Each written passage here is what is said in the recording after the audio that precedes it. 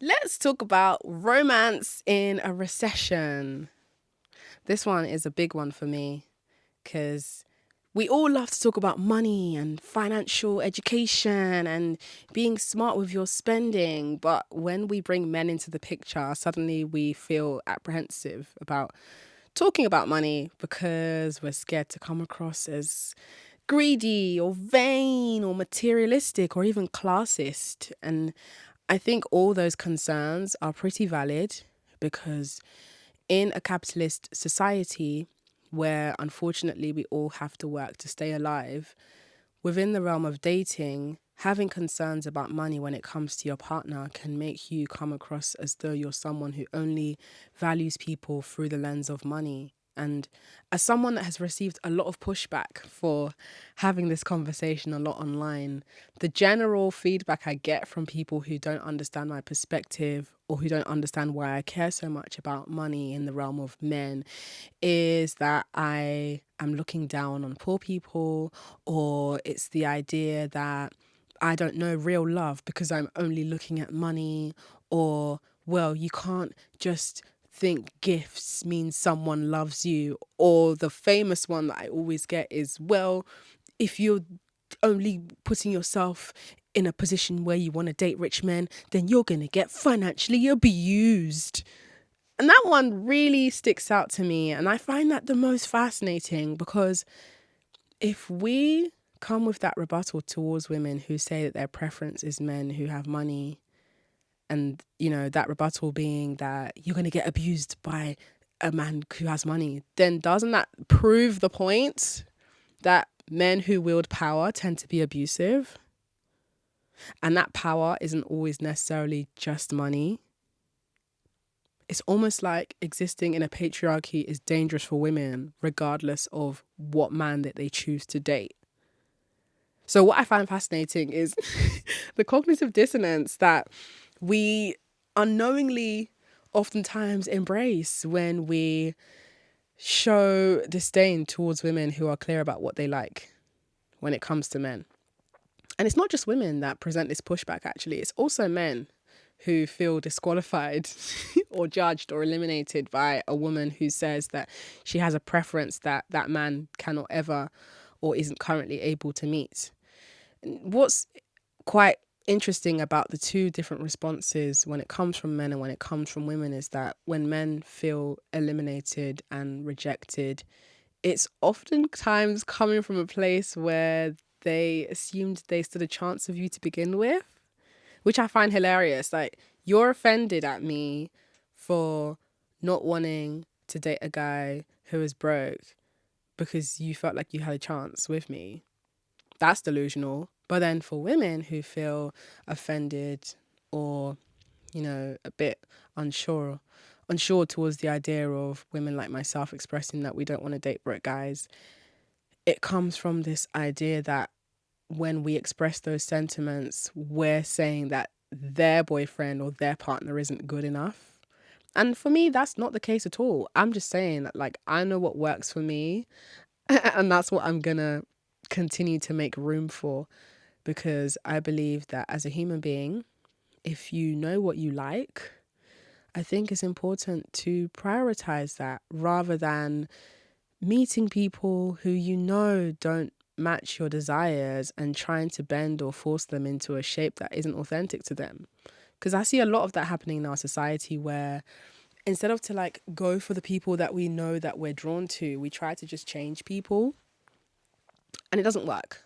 So why do we feel so guilty and uncomfortable about the idea of expressing that we don't want to date guys who we need to help? Especially in a recession. Because pre-recession, women for the most part have been in a position where we're just like taking in strays. And like, and when I say strays, I'm not even talking dogs, I'm talking men. We're taking in these strays and we're letting them finish the food in our fridge. I've heard horror stories. I'm talking gripping thrillers, yeah, based on true events from women who have told me that they've had a guy that is their boyfriend or partner or lover or whatever they describe him as, living in her flat with her, and he's not even paying rent. That man is an active tenant in the same building as you, and he's not paying rent. And the reason he's not paying rent is because what, you just really like him and you just want to have him around. And him giving you hugs and providing you emotional support is enough for you. This really bothers me a lot, because a recession means that everything is going to be a lot more expensive. And whilst we're not getting rises in pay to meet these new expenses, we're going to have to be dipping further into the already limited resources we have. As women, we're already paid less than men. Like, globally, our labor is valued way less. And then on top of that, in a recession, you're telling me that you still have the financial means to be taking care of these men? Yo, am I bugging? I feel like I must be on some sort of delusional, isolated atmosphere where I'm the only one that's seeing this shit. Because to me, it doesn't make any sense, and it's never going to make sense for me to be taking care of a man when there are men out there who don't need me to take care of them. I'm just trying really hard to get it. But when I put myself in the shoes of the women who do make those decisions, my understanding is that they probably have certain factors at play that means there's only a certain type of man that they're able to interact with and attract. And while I can reason with that being a reason why you can end up in a situation where you're dating a guy you have to literally take care of and finance his life, that doesn't have to be your story though. Like, just because you live in maybe a low income neighborhood, or it could be that you work in a job or career that doesn't really pay you as much, that doesn't mean that that has to be the full stop and end of your story. That doesn't mean that you only have to date men who are in the same situation as you. Because how I see things is, for the most part, when men are attracted to women and they're pursuing women, as someone that's been dating men pretty much my whole life, from my scientific research findings, my understanding is that these people are around you because they want to sleep with you. Like, they want to feel what your pussy feels like. Whereas on the woman's part, it's not like we necessarily date men just so we can sleep with them. I'm not saying there aren't women who are solely interested in men just for like hooking up. But for the most part, what we value in men isn't just their sexual organs. Like, we value the connection, we value the feeling of possibly being taken care of, whether that's someone that can, physically protect you or someone that can financially protect you. We value just that presence of masculinity, especially if you're someone that is very femme in how you maneuver your life. You might enjoy the aspects of masculinity, because I think when masculinity is rooted in respect and being of service to others and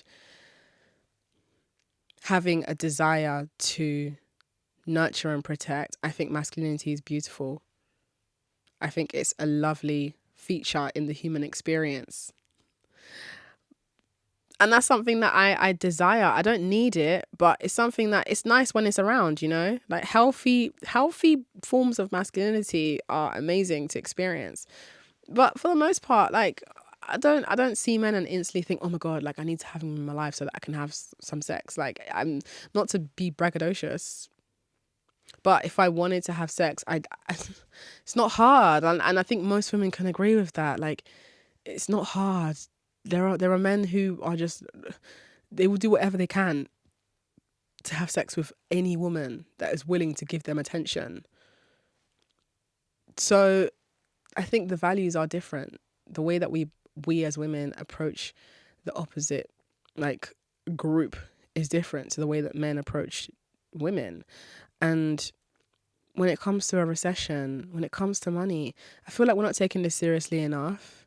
And it makes me wonder about, as this recession really unfolds and evolves and becomes inevitably worse, are women's dating standards going to change? Like, I really want to see what's going to happen here. Like, are we going to keep on picking men we need to take care of? Because that doesn't even make any sense. Like, if you're cancelling subscriptions to streaming platforms, and you're reducing the amount of takeaways you're ordering a month, and you are cancelling on, I don't know, monthly classes you used to pay for because it's an expense, then surely that must mean then that you also wouldn't have financial room for a man who you need to take care of.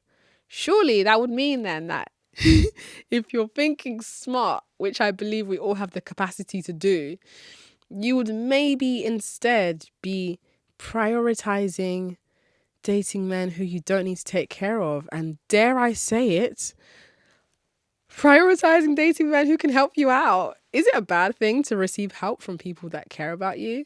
Because we talk a lot about community and being there for one another and using our resources to show up for each other. But how come as women we still feel disgusting about the idea of like asking men for money? Because these people will never feel a way about asking you for pussy. And that's my gripe. Like, I don't understand why we feel uncouth and dirty about saying, I like men with money. Okay, for those who might be listening and still not resonating with why it matters to date men who have money, and I'm not saying that men who have money are better than those who don't. We'll get to that part of the conversation in a moment. But what I am saying is that, in my experience, here's why it's fun to date men who have their finances in enough of a stable place for you to actually just have fun. Number one, we all can say to an extent that spontaneity makes life more interesting, right?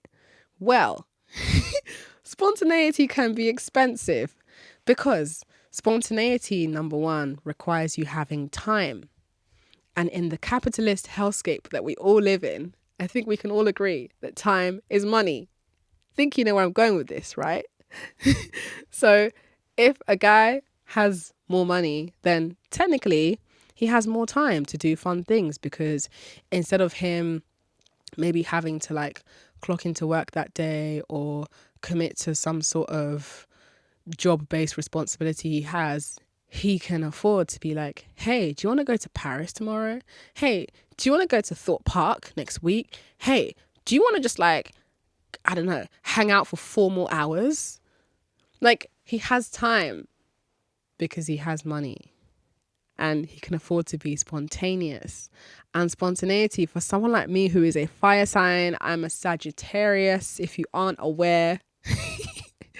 Sagittariuses, we love adventure. I love an adventurous guy. It's fun. I love creating new experiences on the spot. And as someone that is keeping myself financially stable, and I can afford the spontaneity that I want to create in my life, you know, relatively speaking anyway, it's fun when I meet someone who can also afford to engage in that spontaneity, because then it means that we have more room to develop a connection that isn't constricted by factors beyond our control. Like, oh, I can't do it that day because I have to be at work, or oh, I can't do it that day because I've taken some extra hours. And this is no shame to anybody who has to take on extra work right now. We are in a recession. Like, times are really hard. But that doesn't mean that your relationships with men have to become harder. It might mean you have to be more picky, which might result in you being alone for a little bit longer. But if we're putting this into a spreadsheet, it's probably more financially beneficial for you to be on your ones than to be with a guy who you need to be taking care of in a financial crisis. Times are scary right now. Please. But another thing that I like about dating guys who have money is that if they're generous, and the key word is if, because you will find, ironically, that a lot of guys who have money are very stingy. And I hate that. So if you're listening on audio and my face is rumpled like a raisin, I hate stingy men so much. And why I hate stingy men, it's not from a place of entitlement where I feel like I just deserve to have your money because I'm beautiful. But it comes from a place of, so you have all this money, you want to have sex with me, but you don't want to do something that's going to make me feel happy. Like, I don't know anybody who doesn't like being treated well. I'm yet to meet that person. So you're deliberately hoarding your resources, but you want me to free up the naan. That's not happening. Go away, you stingy fuck. Oh my God. Stinginess puts me off so much because it tells you a lot about how that person's going to treat you should you decide to actually engage in a more serious relationship with them. And it quite pretty much tells you that that person, with all the money they have, is still going to watch you struggle on your own. Because dating guys who have money isn't all that if they're not generous. Boo. If you're a stingy man and you're listening to this, first of all, why are you here? Second of all, boo, you stink. Boo. Anyway, when a guy has money and is generous, it's really nice because oftentimes if this guy has developed enough oftentimes if this guy has developed enough of a relationship and bond with you where wow, I just keep sneezing. It's the stinginess. I was talking about stinginess and I'm allergic to stinginess, so it's really flaring up my immune system right now. Can you just give me a moment to just catch my breath?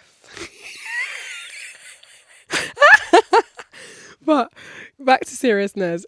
If you're dating a guy who's generous and he actually likes you and he's aware of your passions and desires and your ambitions, you know, what you want to achieve in this life, what you're working on, he's going to want to know what he can do to help and encourage you.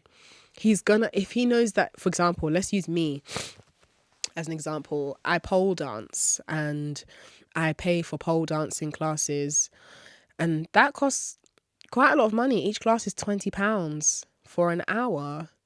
And if you want to actually see results, you should be going at least twice a week.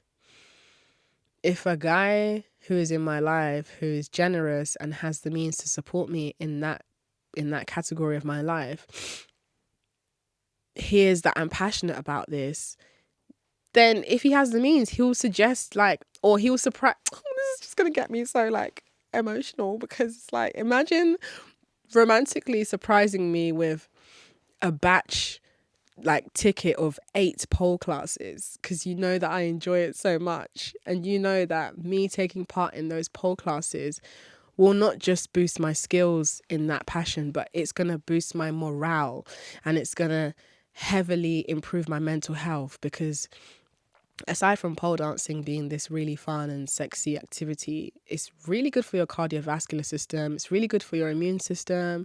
It's really good for your fitness. It's such a physical activity. And, you know, doing moves like going upside down encourages blood flow to the brain, you know, doing repetitive actions on the pole and even just having that moment to spin on the pole. It's very meditative. I can't explain it until you try it.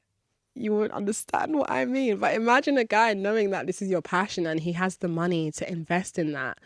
That is amazing. Especially if he's generous and he's not doing it from a place of feeling like he's entitled to something from you because he's chosen to support you in something that you are delighted and passionate about. That's another benefit of dating a guy who has money. Another fun aspect of dating a guy who has money, and again, I want to my God, where's my words today? I want to preface this by saying this only happens if he is doing it from a place of genuine intention rather than doing it because he feels like you owe him something, which is majority of guys who have money, which we'll come to in a second. But if he knows that, you know, he's obviously in a place where he has the financial means to support you, and he sees that you're working, whether you're working for someone else or working for yourself, doesn't matter. As long as it is presenting a lot of stress in your life And that stress could mean that you have less time to see him, or you're just stressed out. Like, you're not as happy as you could be. He can like offer to pay your rent. He can, like, I don't know, buy you a Tesco or M&S food voucher that will last you like a month. In times like this, who is going to say no to a food voucher that will provide them with groceries for a month? In times like this, who is going to be offended by the idea of someone offering to pay their rent for 3 months up front?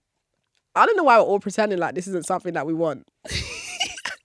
Because I'll be the first to say, I would be delighted if someone offered to pay my expensive rent for 3 months up front. What? That tells me, and again, the main disclaimer here is that this person is doing it from a genuine place. And, you know, you might be wondering, how can you tell if this person's genuine or not? We'll come to that. Don't worry. But given that this person is coming from a genuine place, like, feeling that kind of support in your life, it is impactful in more ways than just feeling more romantically connected to them because they have done something so kind as paying your rent or paying for a passion of yours. Like, it shows a level of commitment. It shows a level of investment. It shows that this person cares about you in such a way that they want to enable your safety and your comfort, because they know that you feeling safe and comfortable means that you get to live a life that's fuller and more enjoyable and more exciting. Plus, it means that you get to actually relax into the emotions of liking that person if this is someone that things are working out well with and you actually fancy them. And I'm sure someone listening to this is probably thinking, well, this just all sounds way too good to be true. How is it possible to come across a guy who has money, is generous, wants to pay your rent, or wants to financially support you in whatever way makes sense to you, and he isn't going to murder you or financially abuse you? And you know what? I understand, because I don't want to negate that these things are happening in our world right now as we speak. There are many stories.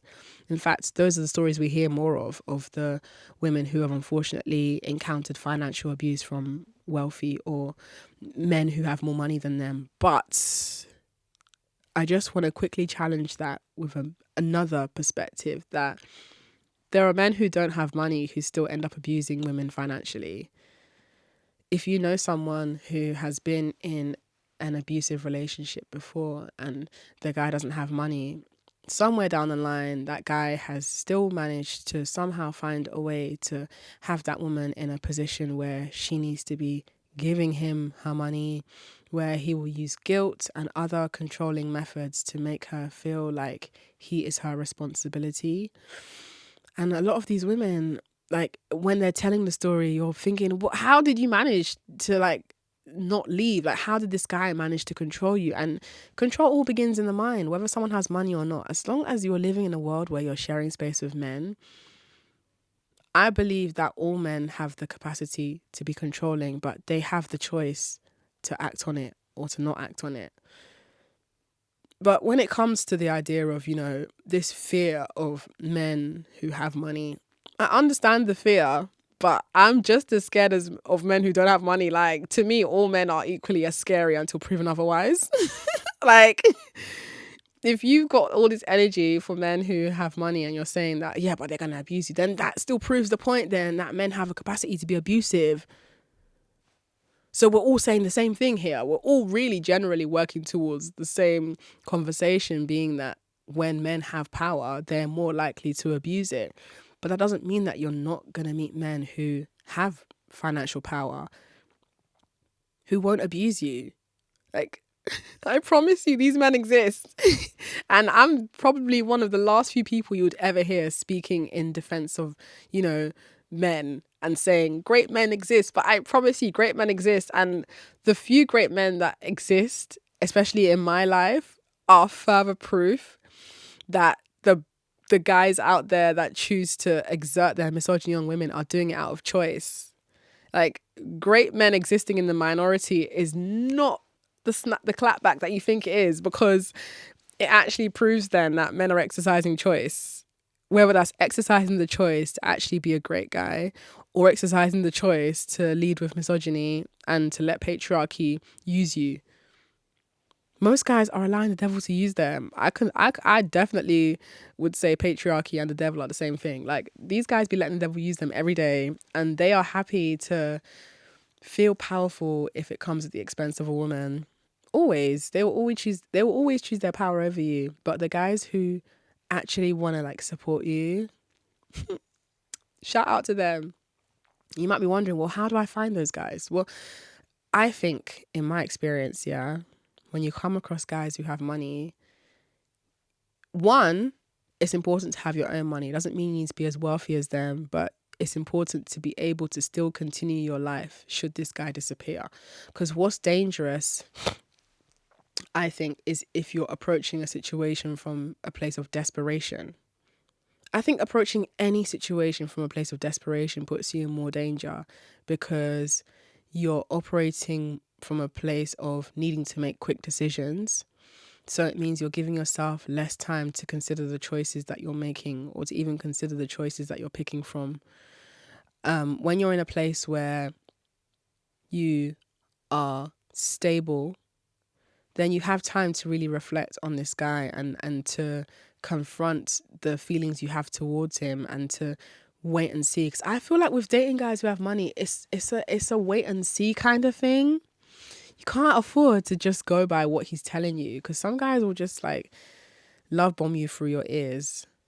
Like, love bombing isn't just a guy buying you loads of gifts and flowers and overwhelming you with all these acts of romance upon just meeting him. I think love bombing can also be him telling you all these things that he wants to do for you and do with you. And you hearing that is enough for you to decide that this guy's just meant for you and things are going to work out. And oh my God, he says he's going to do this for me. Well, has he done it? If he hasn't done it, then there's no material to work with. And I feel like that's what a lot of guys who have money can sometimes do to distract you. And those are usually the stingy ones. And that's how you tell the difference between the stingy ones and the generous ones. Unfortunately, it is a time thing. So if you're in a desperate position financially, or even self-esteem wise, I would say just stay away from wealthy guys. I would even just say stay away from men. Honestly, whether they have money or not, you should be really careful with how you involve yourself in relationships with men, because they can tell when you have low self-esteem, and it's more dangerous if they have money. And if they know that you're responsive to certain small gestures, they're going to really hone in on that. For example, if that guy has a lot more money than you do, it's not a big deal for him to create a gesture that's going to appear massive to you.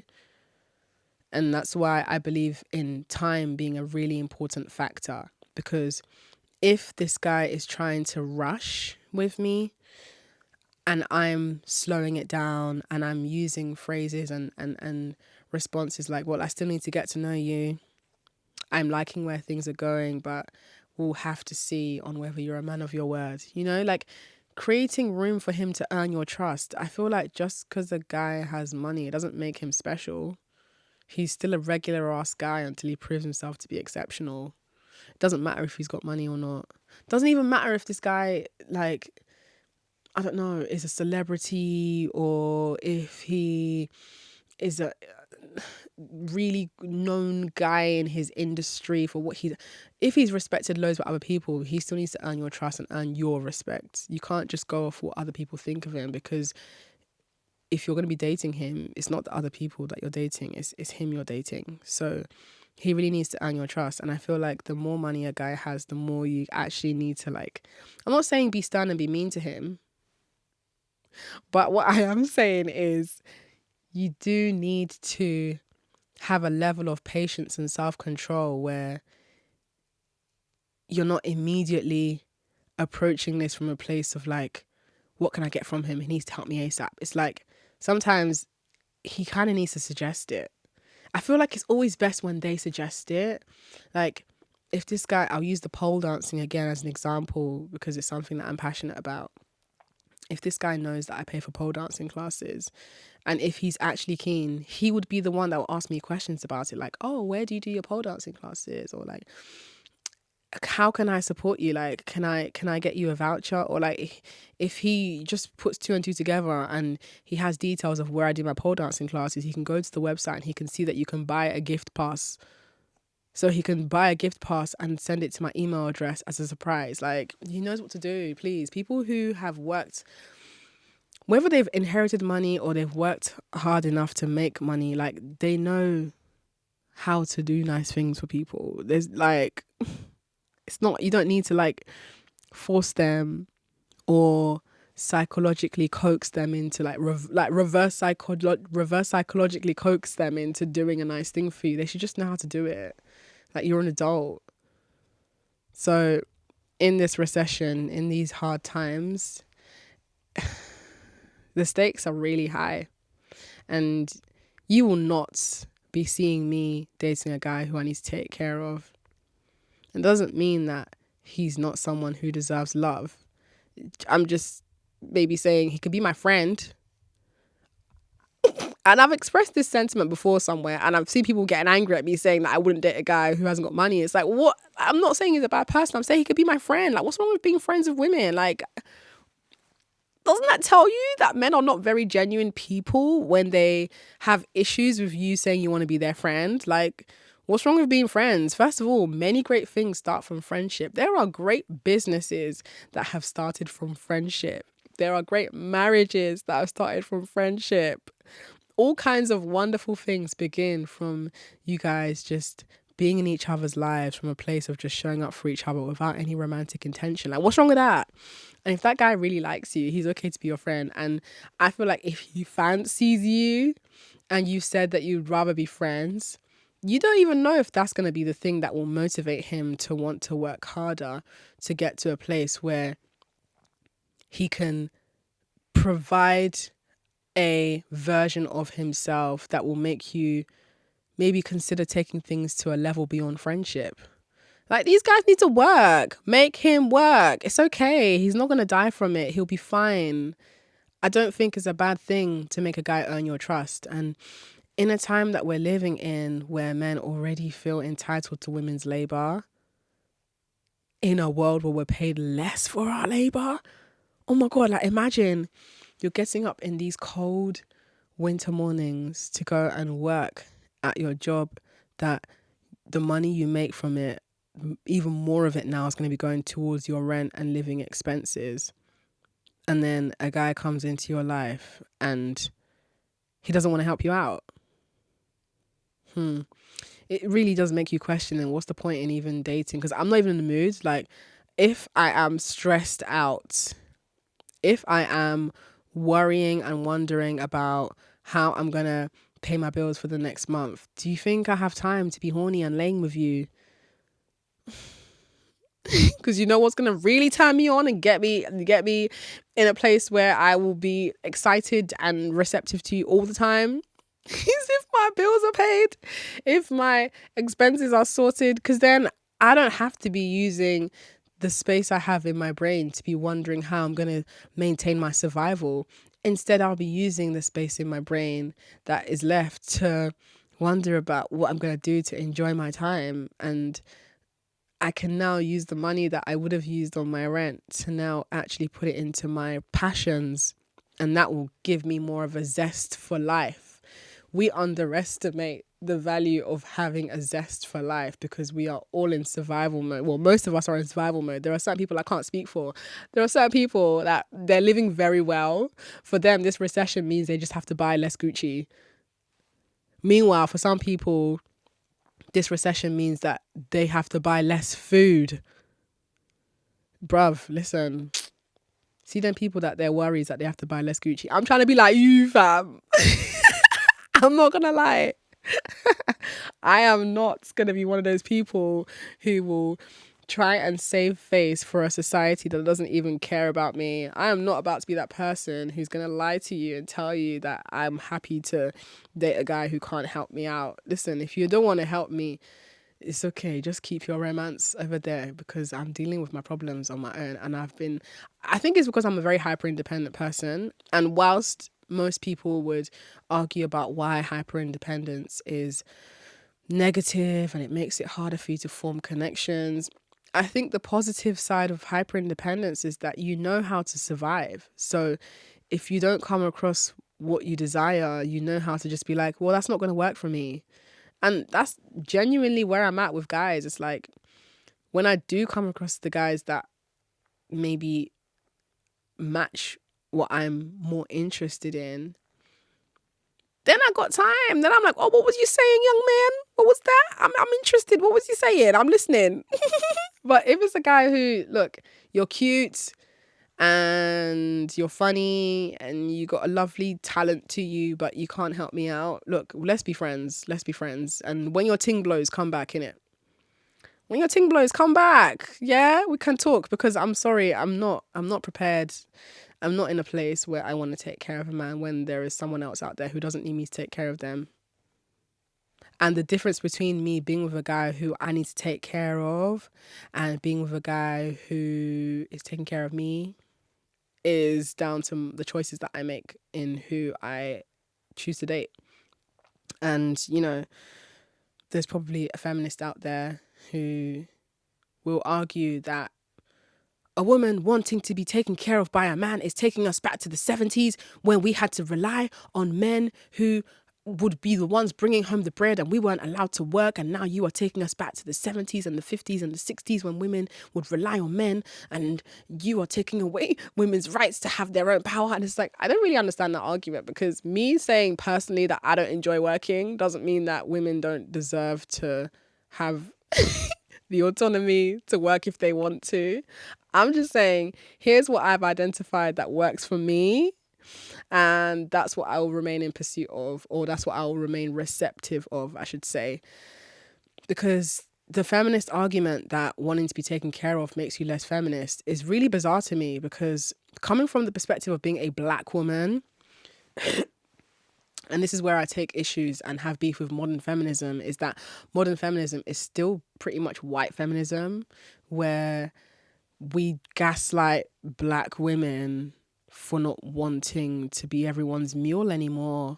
Like, more than anything, black women deserve to put their feet up and be adored and loved on and taken care of. And the idea of someone taking care of you doesn't infantilize you. It doesn't take away your ability to work for yourself and monetize your own passions. And I'm literally saying this while rolling my eyes, because it's so draining to have to keep on repeating this. And that's the one place where I see people suddenly lose all ability to consider nuance and like abandon the like mental thought process of acknowledging that two things can be true at once, bro. Like, it is possible to be an independent woman who knows her passions, who knows her worth, who knows what she will and won't stand for. And it's also possible to be a woman who doesn't want to work as much, who wants to be a woman who instead spends her own money on what she wants to spend it on, while spending her man's money on stuff that she doesn't want to spend it on, like bills and stuff, because he has enough means to pay for that. Don't know why it really be catching people slipping. Like, because then the argument that a woman isn't feminist for being taken care of still takes us back to the idea that black women need to live a life of labor in order to be independent. I just don't think that's true. Because if anything, the most flourishing, independent black women that I've met are the ones who have loving and nurturing support in the background. Because community matters, and we don't succeed in isolation. And it's funny because we're able to acknowledge that. We're able to all agree that community is the foundation, whether it's for raising a child, whether it's for, you know, creating an idea that will take off and eventually become this big thing. We know that community matters. Sometimes community is having a partner that is able to support you, because money matters are also mental health matters. Like, do you know how many black women are at their wits' end, stressed out and experiencing the physical effects of ill mental health that's come from money issues? Like, that's what I think about when I'm speaking about a life where black women are taken care of and treated well. That's the future that I imagine for black women. I don't imagine a future for black women where we're still taking care of men and being the main breadwinners of our communities. It just doesn't sit well with me. But that's not to say that being a breadwinning black woman is a bad thing. If that's your situation, first of all, congratulations on being able to like have enough of an income to look out for more than just yourself. But what I am saying is that the alternative realities out there where you can still be making money from the thing that you're good at and also be with someone who is making money and is able to support you. Imagine what that reality is like. I don't think it's a bad one. And if you're still listening, I just want to invite you to think about why we all feel so defensive about the idea of a woman asking men for stuff in a world where men never hesitate to ask us for access to our bodies.